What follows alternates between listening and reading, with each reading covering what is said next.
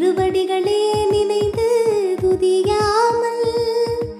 பெரிவேர்களாகி மிஞ்சி வெகு கவலையாயுயன்று திரியுமடியேனையுந்தும் நடி சேராய் மௌன உபதேச சம்போ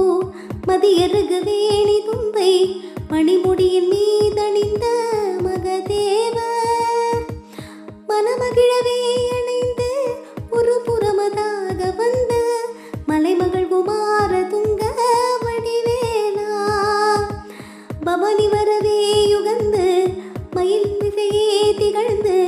படிய திரவே நடந்த கடல் வீரா பரமபதமே தெரிந்த முருகனவே யுகந்து பழனிமலை வாழ வந்த